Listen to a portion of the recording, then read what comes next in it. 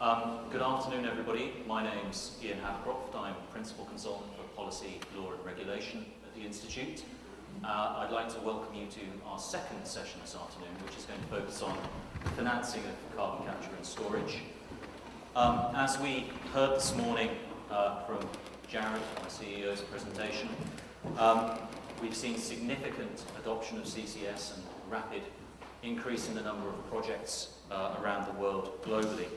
However, linked to this is our twin imperative of further decarbonisation and reaching the climate targets that we've set for ourselves and also net zero. Undertaking this will require a significant scale-up, both to the current fleet of CCS facilities that we have, but also others around the world. This scale-up is clearly going to require both a stronger investment environment and greater avenues for financing around the world.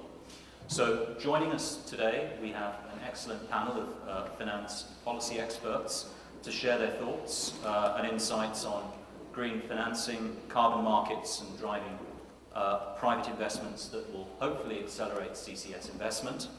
Our speakers today include Esther Badiola of the European Investment Bank, Mark Sisouw de Zilwa, apologies Mark if I mispronounced that again, and a late change to the agenda. Unfortunately, Alan Baker of Societe Generale was unavailable, but we have an excellent panelist in the form of my colleague Dominic Rassool. Thank you all very much for being here. Perhaps we could begin with some further introductions, and I'd like to come to you, each of you individually, to introduce yourselves and say a little bit about what your organisation does, and obviously its relevance to how you're supporting climate technology. So Esther, if I could come to you first. Thank you very much, and thank you for the invitation. It's a great honor and a pleasure to be here. In my second sentence, you will see that I am not an expert on CCS, so please be fine with it. Because I'm going to want to tell you, in theory, this invitation went to the EIB engineers, you know, that we have a team of engineers and economists, but they didn't want to come to discuss CCS. No, it's a joke. It was a kind of holiday week this week, and you know, the second best was something like me. Anyway, no. I'm going to introduce, I am climate expert at the EIB, and for those that don't know what the EIB is the policy-driven bank of the European Union. The priorities of the bank come from the policies that the European institutions or that the European Union set for the bank. So in the last few years, we have become, in fact, the EIB, the European Climate Bank, because we have now a commitment to dedicate at least 50% of our lending every year to climate action and environmental sustainability. And we also have a mobilization target of 1 trillion in the next decade, starting in 2021 to 2030. We are aiming to mobilize 1 trillion investment for climate action and environmental sustainability. How did we come to this end? Well, we started very early with the European Commission when they launched the 2020-20 package in the year 2007. The European Investment Bank already started putting to itself a target of lending every year of 20%, and that increased over time with and the latest was in 2019 with the EU Green Deal, by which the European Investment Bank took a step further, and we agreed on the lending that I told you.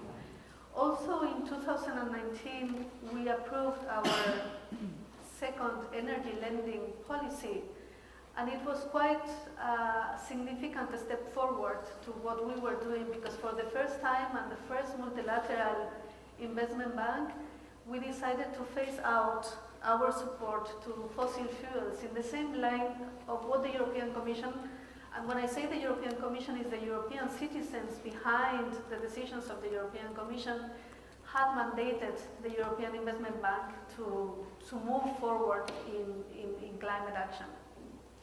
So this is where we are today. We finance, as I say, as priority climate action and environmental sustainability, but also innovation, critical infrastructure, SMEs. So we of EU policies, this is what we do as business or as investment. So we are, middle way, an investment bank, because we continue to finance 14,000 projects since we were created in 1958. Last year we financed 86 billion of investment, so lending figures is really a very large multilateral development bank, of which, as I say, close to 50% already last year went to climate finance. So I think as introduction... That's excellent, thank you very much. Thank you. Mark, if I may come to you next. Yeah, okay, then I will compensate you from technical side, because I have an engineering background, and I have a technical team of ING Bank in Amsterdam. ING is a global bank. Our energy department basically finances oil and gas projects, but also a lot of renewable, like solar and wind. And it's about 50-50. And 3 years ago, we started with new energy technology. So we really focused on 3 pillars, which was hydrogen, carbon capture, utilization and storage, and also energy storage, and particularly electricity storage. So these 3 pillars are coming up very quickly, and the one is a bit more active, like for example electricity storage. We finance already a lot of mega plants for batteries and so on, but we have a large capital allocated for CCS and hydrogen, which we try to employ. So there's a lot of activities in that region as well. Thank you, Mark. And last, but certainly not least, Dominic. Thank you, Ian. I'm Dominic Rassool. I'm a colleague of Ian Havercroft's at the Global CCS Institute, working for, I'm awfully loud, the client engagement team. Prior to that, I was one of the experts in our commercial team working on policy and finance, hence why I've been able to sort of step up to, sadly, Alan Baker not being able to join us. As you probably know, the Institute's not a financier, but we do a lot of thinking around finance and sort of the enabling policies that will allow private investment to come into CCS to deploy this technology. And some of the work that we've done in the past has been on ESG and also on how to unlock that private investment towards CCS. And also we've looked a little bit more globally as well, looking at sort of climate finance, which Esther will also be a bit familiar with, looking at developing nations and how we can leverage sort of monies from vertical funds such as the GCF to enable investments by the private sector in those countries. So I hope that I can be a complement to what Esther has to share with us and yourself, Jan. So yeah, thank you. Thank you, Dominic. Thank you all. So we've obviously prepared an awfully long list of questions. As you can imagine, this was a very popular topic. But following on from the policy discussion that we just had, I thought I would ask my first question. I'll start with you, Mark. Looking at how would you assess the current state of CCS policy in Europe and the UK as it relates to obviously encouraging the finance sector to step forward and support carbon capture and storage and essentially step into the markets? What do you see as the key incentives? Yeah, well, principally, if you put it shortly, it's good, it's improving or not, I would say. And but still, you see a lot of differences between countries, and we have also seen it in the last panel and earlier presentations today. For example, one country like the Netherlands, as an example, they have the incentive by subsidies, basically contract for difference. We also hear that in the last panel. Basically, that the government pays the difference between the project price and the carbon pricing, and such that the project is kick-started. And that was supplied for the Portus project, for example, which is very good in a way, because it is really incentivized project sponsors and emitters to raise funds for the project. And similar for other projects in that. But then you will see the UK, of course, thinking a bit in a similar way and setting up these or at least they are thinking of setting it up now in different ways and clusters. And Denmark is also working on that. And Norway has a different system of high taxation. And then we have seen US this last panel as well, big incentive. as a tax credit. So I think there's a very positive development now in the market. And you see key incentives, that fit for a 55 European framework. It is very good, but always the projects on standalone basis, on a local basis, are key. So there should always be a long-term, stable cash flow to be able to generate it by the emitters or the project sponsors in order to be able to finance it. And then this is how we see it at the moment. That's great, thank you. Esther, is that something you'd be comfortable talking about? I mean, the other thing I was going to ask you about was the Green Deal framework, specifically within Europe. No, on your policy, I think it was mentioned before that there is a lot of fragmentation when it comes to national realities, and also we have the CCS directive, and the level of transposition then to the national countries is very diverse. So I think as policy interventions, perhaps we could, and it was mentioned this morning, there could be an improvement of the regulatory and the enabling framework or the enabling regulations in the country. So that is one of the things.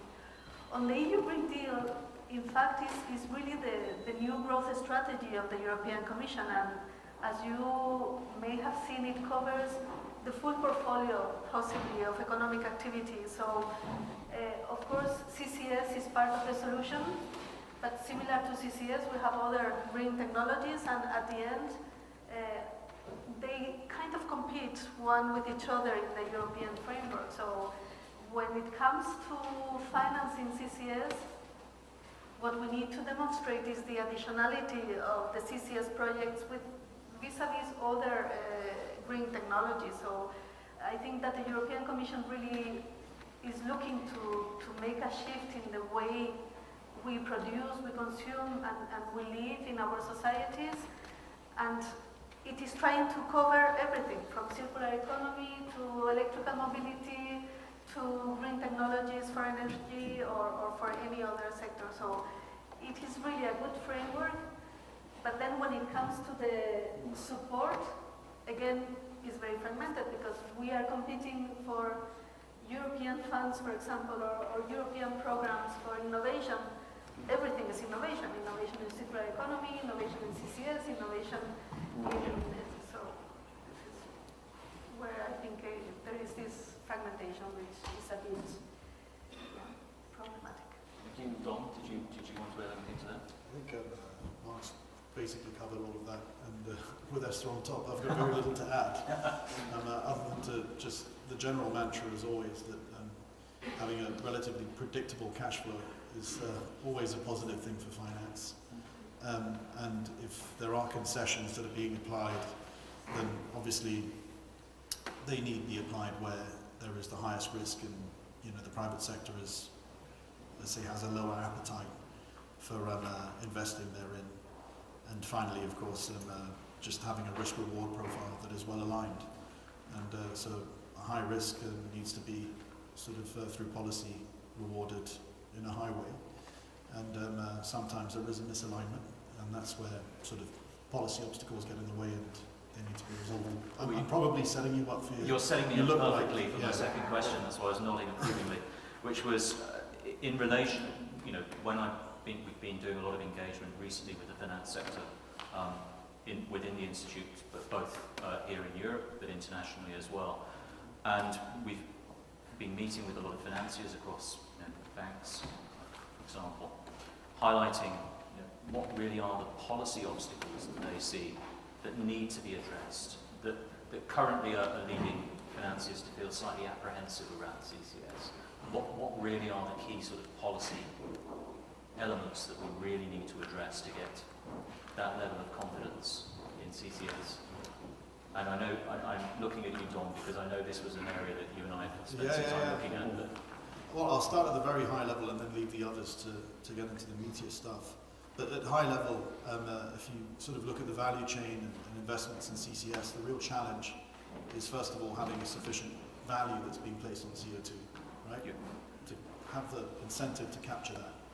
And that can be a stick or a carrot, whichever way you want to look at it. And the mechanism will vary from jurisdiction to jurisdiction or countries or whatever it is. And well, that needs to be sufficiently high to cover the cost of everything that comes afterwards. Then you need to have there's an interdependency risk, let's say, that exists between storage, transport, and capture. So the storage site needs to always be available, transportation needs to be reliable and available as well, and obviously capture can't really have very much downtime. And when you look at that value chain, you need to address that main risk, which we've often referred to as the cross-chain risk or interdependency, whichever, and that needs to be resolved. And finally, then you have stuff that's more closely associated with storage, especially in the long term. So that would be sort of the liability, long-term liability of storage. So who covers that? And ultimately that goes back to this issue of risk, right? And so if there's a mechanism or there are activities or targeted investments in place across each of these three components, then you sort of set the ground already to have those investments. So just to give some examples, if that helps to color it in, on the sort of the capture side, you could have a carbon tax. The EU ETS is proving to be quite effective in terms of generating interest. Many different people from all around Europe in the room now. So that tells you one thing, that there is this need that's coming as a result of being exposed to the risk of, the climate risk of increased CO2 price. In the US, we've seen the 45Q that performs the same sort of task.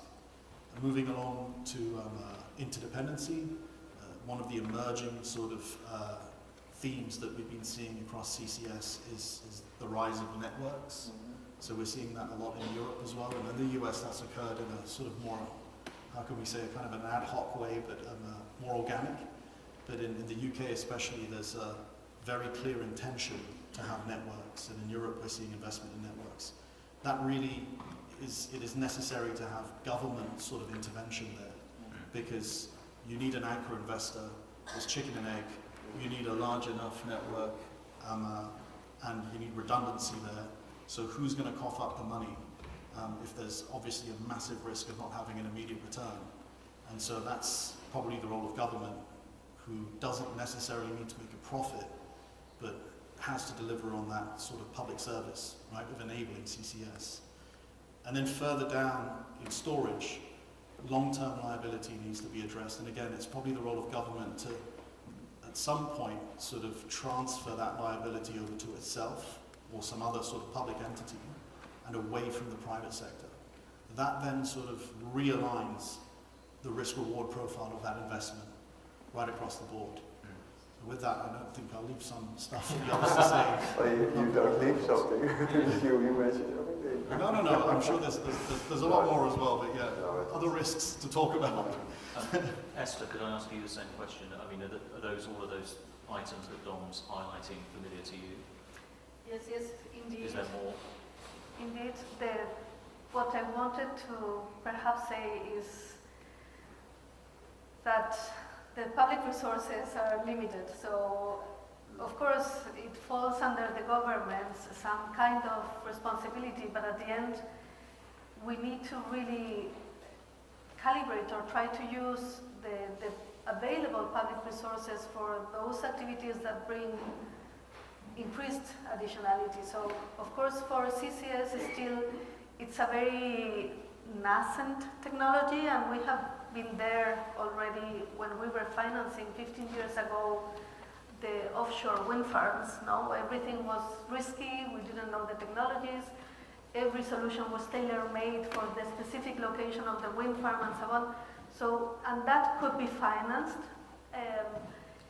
What the European Commission is trying to do to incentivize private investment is not so much on providing the subsidies, but it does provide the subsidies, but in the forms of guarantees, for instance, so that the private sector can come and finance, and the financiers can come and lend to these projects, and all of them count with certain amount of guarantee from the European budget, for instance.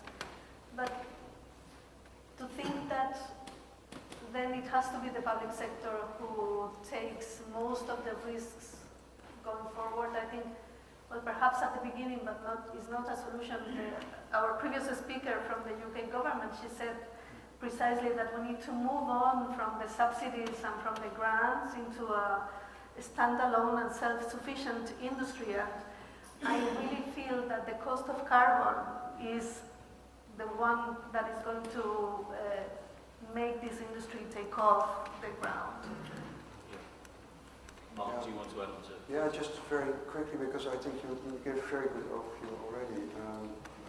When we did the Portos Financial Advisory as a bank group, we identified a lot of potential issues, like legal, contractual, technical issues. When we have read all the documents of the project and had the discussions with the sponsors, but they were all solvable by structuring the financing such that, and also the contract so that you could make it bankable. But and there were a couple of policy obstacles that we found, and basically they're the ones that you mentioned. The most important one is to have the carbon pricing to make a stable cash flow on the long term. Creditworthiness of off-takers is of course very important then. That's one thing. And the other one was indeed the liability for the long-term storage of the CO2, because that is something that is not very often discussed. But after the period of, let's say, 10 years, there should be some sort of long-term liability for that CO2, because there's not a lot of parties that take that liability otherwise, commercial parties. And that's what we found. And that's what the Dutch government sort of takes up. But that's something important, I think. That's great. And I, just before we move on to the next question, I was going to say, how optimistic are you on those issues being surmountable? Do you see them as issues that we're going to really struggle with, or are there other examples that you found in other investment scenarios that you think could be applicable here? Are they easy to overcome, or are they real roadblocks for you at present? No, I think they are overcomable. Yeah, because I think we all have the same goal to make it happen. And the government, like you say, there's a limited. The funding is limited. It's not excessive. It is not always available, but you have to make choices. But I think this type of liability assumption for the longer term, if you want something, that's something I think is overcomable. Governments probably will take that to make the project happen. And the cash flow issue is obviously a very basic finance issue which needs to be there. But that's also being prepared. The US has given a good example now. Norway has a different system. The Netherlands has a system, contract for difference. UK thinks about it. So yeah, it should be okay. One of the things I just wanted to come back to, which Dom, I think you touched on very briefly, was the issue of networks, because we've heard a lot about networks already today.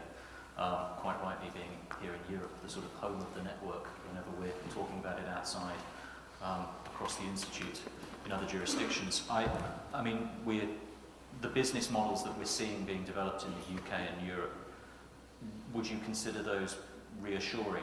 The network model, are they favourable? Are they perhaps less risky than some of the other models elsewhere? We tend to point to them at the Institute as, as a new and emerging example. Are they? Do you feel that that's correct? It's funny because in the Netherlands, for example, we have only two examples. One is the Portos, which is a dedicated storage with 4 emitters and a party that transports and injects. So it's very dedicated and therefore a little bit more simple. It was not simple, but then the RMS project is an open network which ties into the Portos system. And there it's a bit more complicated because you still need a supply of CO2. You need a base load of CO2 in order to make it financeable, if you look at it from a finance perspective. So I think it is a very big opportunity, but there are some things that need to be fulfilled, like a base load CO2 supply in contracts, for example. And that needs to be proven still. We haven't seen that from a finance point of view, we haven't seen that proven yet. It should be possible. Esther? I mean, sort of just from a theoretical point of view, because we've not seen anything from the ground yet, but I'm sure our colleagues at BASE will have a very optimistic view of this, as do I. One of the advantages that you have in the UK is that these networks are going to be regulated, to the extent where pricing for CO2 transport and storage is going to be sort of not vulnerable to volatilities, let's say. So that regulated asset-based model ensures that you wouldn't have, let's say, some of the market sort of influences that monopolies can have elsewhere in the world. If they have full control of that stack, then you're sort of at that mercy, right? In the US, that's been largely resolved through EOR, and there's a bit of quid pro quo going on there. But if some of you who've read a little bit more about that model, you'll find that maybe the capture facility leaves a bit of money on the table when they're not able to negotiate the best possible price for their CO2. When you have the regulated asset-based model, that's different. There's a lot of rigor that goes into it. And that makes that particular model have that regular, steady cash flow for private sector to invest in the transport and storage side, right? Which is going to be low return, but also low risk. And on the other side, emitters are not going to be exposed to sort of monopolies. So I think that's a good thing. And we can expect that going forwards, once things do come online in the UK, I sort of put my money on that being a pretty good example of how to set up a network.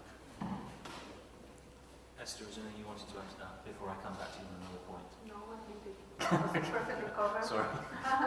I mean, one of the things you just touched on was private-public funds, the CCS, and I was wondering what sort of balance, do you have any thoughts around what sort of balance we should strike for CCS support between private and public funding? Well, as I was trying to explain at the earliest stages of the development, I think public funds are needed, but it has to go, targeted intervention side. The Commission, what they are trying to do is to set up pilot programs like the ones we heard this morning, Connecting Europe Facility, or InvestEU, or the Recovery and Resilience Facilities, so that we can use for the early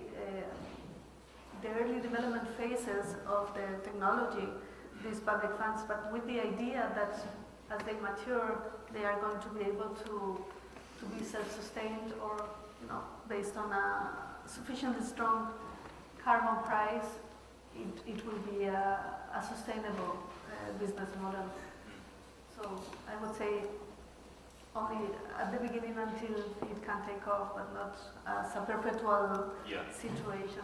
Would you agree with that too, Mark? Is that how you're viewing it? I think so. Also, the last panel showed quite some good example of that in the UK. She said you have to kickstart it with that, and we clearly see that the emitters, for example, the projects we worked on, they really need something as a public support. And then if the prices start rising or there are other bonds coming up, that should take it over. Yeah. So I think it's very important. But on the commercial side, commercial bank financing and equity, in our view, there's sufficient for that. So as soon as we get the project running, there's sufficient funds available. That's not an issue in our view. Thank you. Turning now to how you see CCS funding progressing as net zero targets near. Seen a strong shift, certainly, and we'll come on to perhaps ESG in a minute. But one of the things that I observed during some of the conversations I've been having over the past 6 months, particularly in relation to the ESG work, has been the strong influence commitments to net zero have had in the finance sector. It's something that's repeated time and time again. So how do you see that strong focus on net zero impacting CCS funding? It has a big impact, of course, because a bank also looks at it's a public place, in fact. And you have reputation issues. You look at how the public perceives you. So it's a very important element for a bank to look at that. And also, if I look at ING, we have a strong portfolio reduction. We call it Project Terra. We reduce our portfolios of oil and gas financing. We increase tremendously our solar and wind project portfolios. Although we want to be inclusive, we want to be part of the solution and also our upstream clients. But I think it is I think the narrative is getting stronger, and basically we are ready, as ING example then, to fund these type of projects as long as they are bankable. So that's why I indicated in the beginning for these three new technologies, hydrogen, CCS and electricity storage, we have quite a large funding available, already ready there to go. Only we need projects. There's not a lot of project financing, so it's a lot of balance sheet financing on CCS, unfortunately. But we are sort of hoping that we can support that. Esther? I would say it's not only net zero, it is really the Paris alignment. For example, one of the projects that was mentioned by the US, by Mark, what's his name? No, Matt, no? Well, Brad. Sorry. He was mentioning that some of the picked projects that they were financing was for natural gas power plant and also for a coal power plant. To me, that sounded a little bit like trying to maintain the status quo, but taking the emissions and putting them underground. And I think that at least what the European Union and what Paris Agreement meant is really a transformation of the way we generate electricity and we create or we use our energy. So it is not only the net zero approaches, but also the use of CCS for the specific industries that are hard to abate, where we can have options, other options to do the same things without so many emissions or based on renewable energy, then we should go for that. And only for those industries where really there is no option but to create emissions, or chemical industry or processes that they themselves generate those emissions, then yes, CCS is an option, but not for business as usual, but instead of releasing the emissions to the atmosphere, we just sequester them and put them underground. I think that it's not just the net zero, it's really the full Paris alignment that we need to Esther, does your bank have a policy in that respect, for example, if you have some gas-fired power plants that have been installed already, but are there for another 25 years or so? Is that something that the organization sees as not preferable, or do you think that is still subject to a good CCS project, for example? That's a very interesting question. I think that this is for the engineers to reply. That I would think that they will say no, but perhaps as an innovative solution and trying to build on expertise or something, but always with the innovation flag, perhaps we could. But I see. we have decided, and we were the first one to say, well, we are moving from fossil fuels, and also the idea of the EIB is not.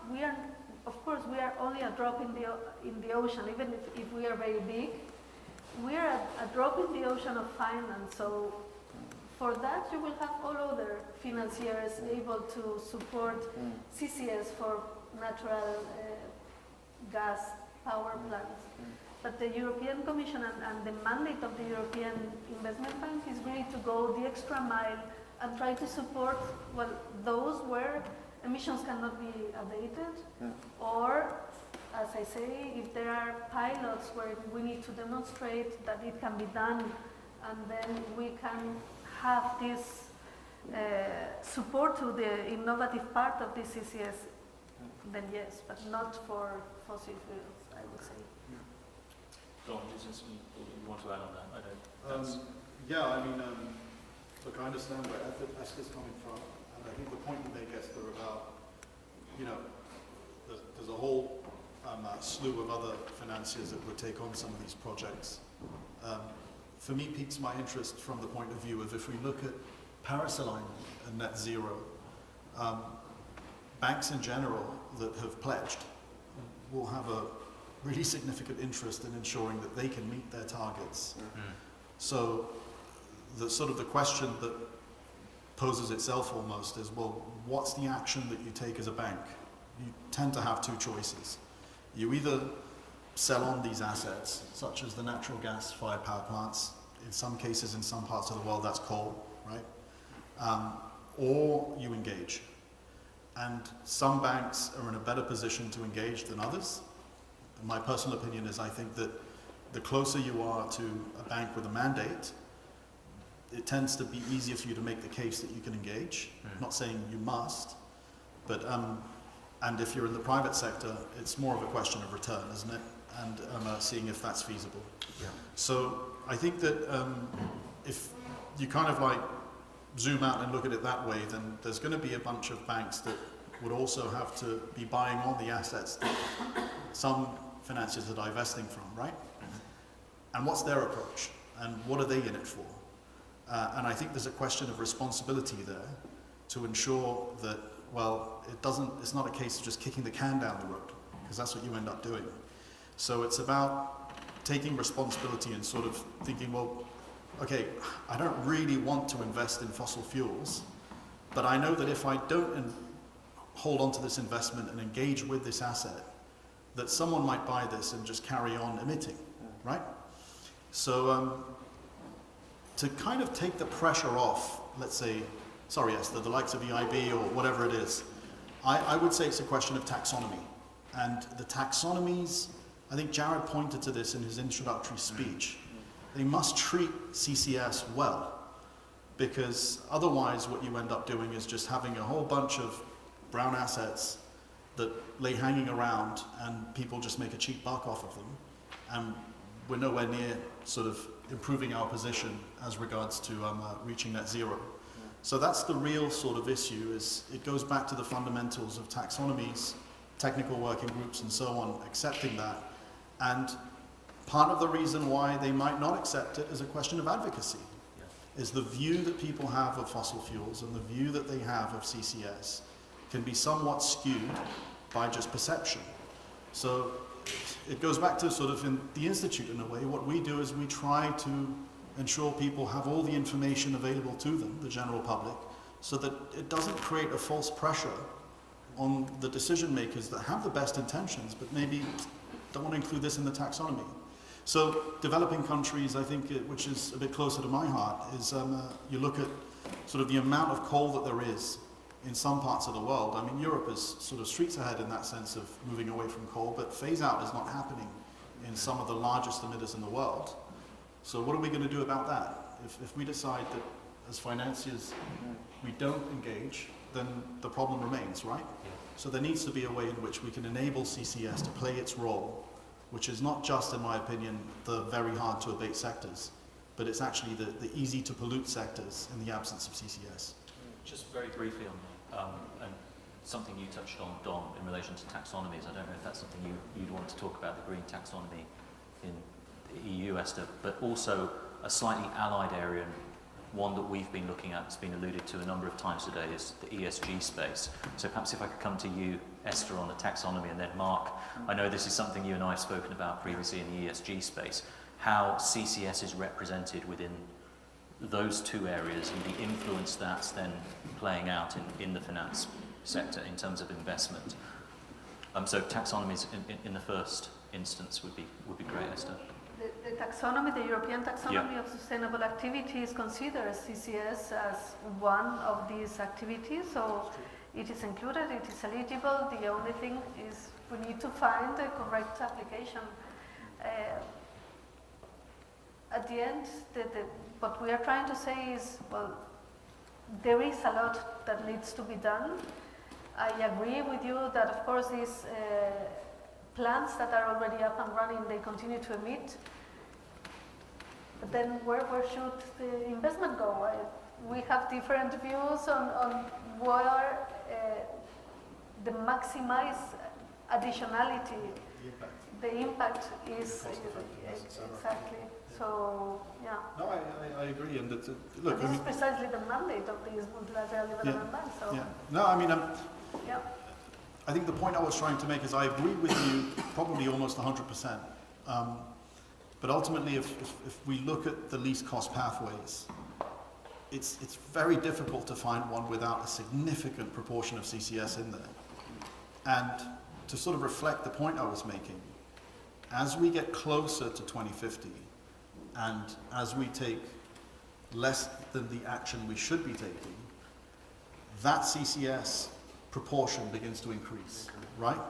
And it almost becomes a sort of a, from the point of view of the mathematician doing it and balancing the books, it's like this magical thing that you just put there and it just keeps growing and it's problem solved, right?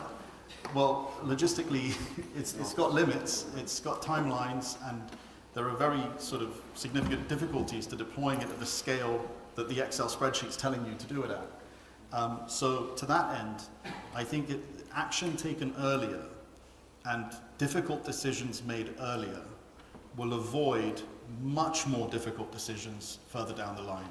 I think that would be the least cost pathway, is taking that action now. And of course then you can phase out the coal and you can phase out the natural gas eventually. But I'd say that's kind of like almost a luxury position, right? Because otherwise the risk is that it carries on emitting. That's all.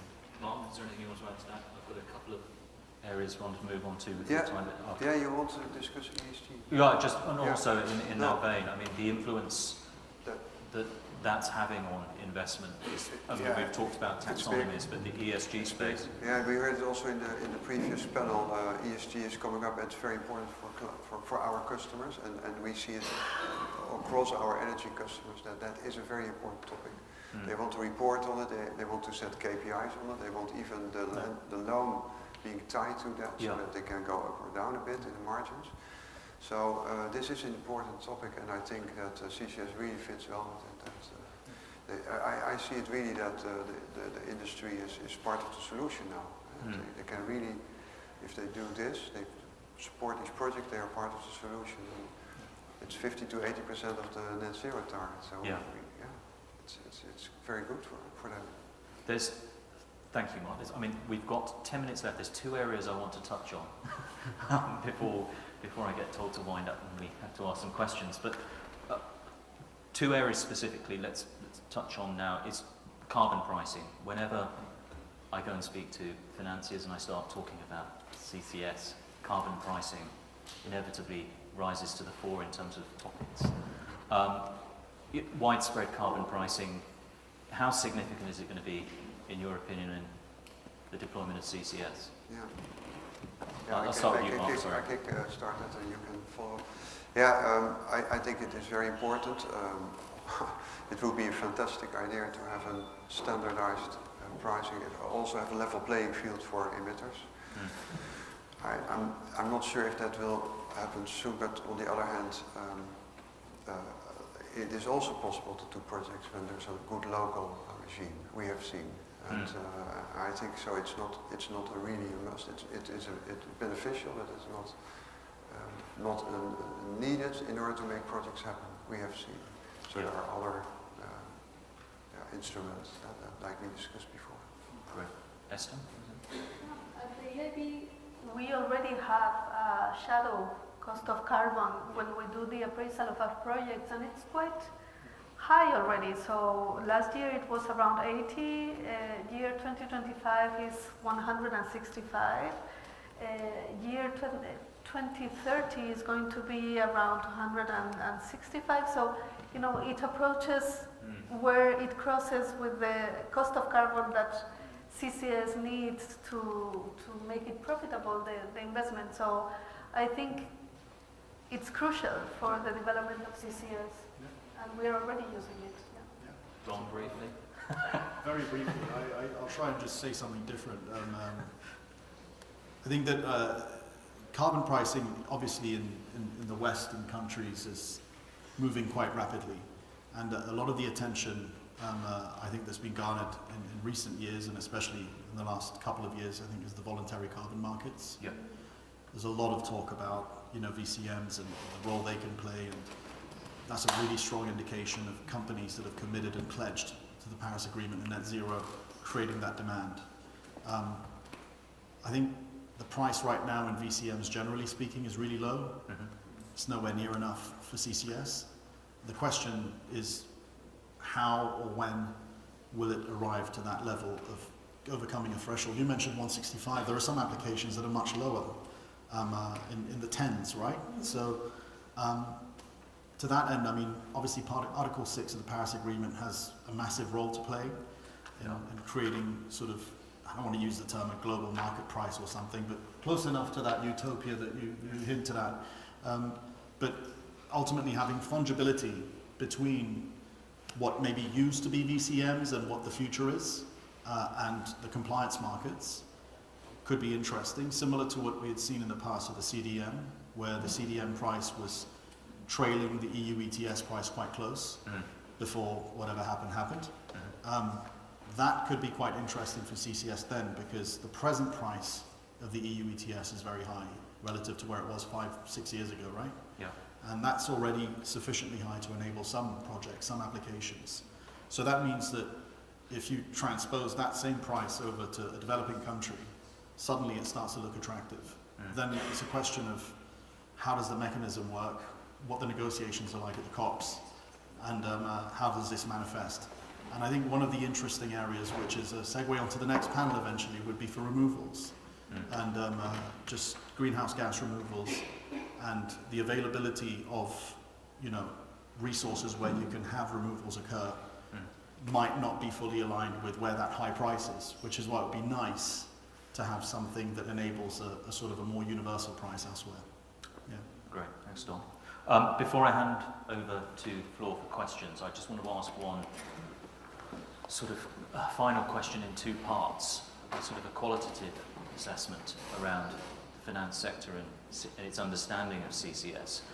Do you think the narrative, how do you see the narrative around CCS progressing or not within the finance sector over the past couple of years? And perhaps to build upon some of the things we've been discussing this morning about knowledge sharing and advocacy, what do financial institutions really need, including from organisations like the Institute, to help them understand more about CCS and actually take some of the decisions that are going to be useful in supporting deployment? Sorry, I know that's a lot, but feel free to answer it as you would, as you will. We've seen already some, I think there's a good appetite within the financial institutions, or at least I look at more or less at the bank markets, commercial banks. There are a couple of banks that are early adopters. They do already some advisory. They look a little bit more in all the various steps of a carbon capture project, which is quite diverse. And others, they look more at infrastructure like pipeline, and they can finance that, but everything for injection or the capturing sites, and to have the whole project, all the interfaces, the technical risks, they cannot oversee that, so they need some guidance. So there's a bit of distribution between a larger group of banks and some larger technical banks, I would say. But I think, in generally speaking, there's a big appetite to support these projects. So I think what they need is similar to the oil and gas industry, is a bit of guidance from, and typically a bank with technical capacity can do that, because they give guidance in technical memos to say this is the risk, so you can mitigate it by that. And this is where we see a red flag, this is where we are fine, and this is the way we typically do that for upstream financing as well. That is, I think, what the bank market needs if they start financing these type of relatively complicated projects. It's not new technology, but there are sufficiently interfaces and legal and contractual issues that need to be resolved, and some technical as well. So I think that sort of guidance they need, and I think from your institute it is this type of events and the papers that you are presenting is fantastic, of course. If we can sort of spread that around, it would be fantastic. Thank you. Esther? Yeah, no, I think the narrative has changed in the last few years. I think CCS was more linked to to the oil and gas sector per se, and now we are starting to see how the experience gained in oil and gas can help the development of the technology when it makes sense. I think that we need, at least for the EIB, we need that the whole project makes sense in this long-term decarbonization plan. So, as I say, it is not just doing the same but varying the emissions. It's really trying to do different things and using CCS for that. Thank you. Dom, I would come to you, but we have 4 minutes left, and I'm sure you'll be more keen to hear from the floor.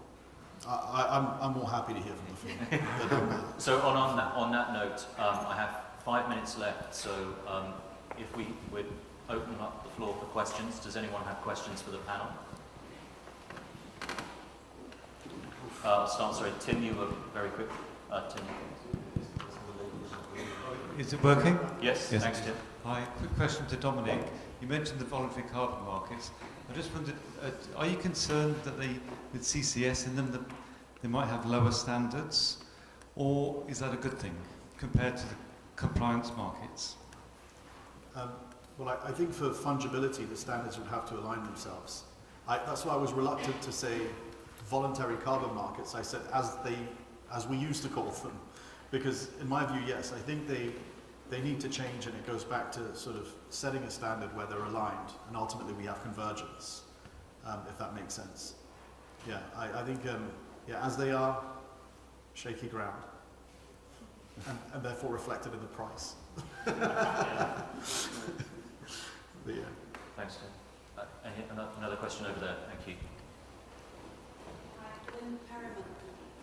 Indeed, it's adding to Tim's point, I think. So, do you see a problem with additionality in terms of what used to be called the voluntary carbon markets? Because that difference between hitting someone with an ETS price when they might shut down, and indeed so-called paying for something with some credits in the voluntary carbon market. It's that how do you prove additionality, that they would have shut down rather than being able to go ahead with the project? Is that for me? Yes, it is. Anybody? So if I understood correctly, you're talking to additionality of VCMs, right? Compared to the ETS. Well, I mean, it's private sector driven right now. It's voluntary, it's in the name, right? So it's the additionality, I suppose, occurs because within each of these standards, it's quite fragmented sort of world. They commit to tell you, well, they assure you that what you're buying wouldn't have happened otherwise. And so you're beholden to sort of that standard, which is why it would be nice if there was some kind of convergence, whereby we would agree on the baseline and say, otherwise then it really wouldn't have happened. And if there is convergence and there is fungibility between the two, then that additionality would have obviously been acknowledged on the side where the standard is highest, the ETS, for example. Hence why you could exchange them. Does that answer it, or?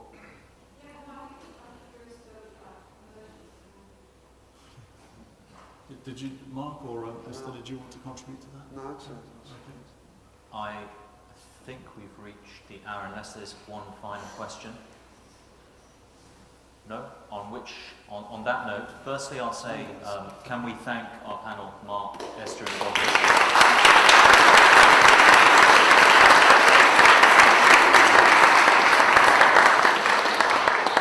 And then can I also announce that we have a short break now for half an hour for tea and reception. If we could be back here for 3:30 for the final session. Thank you.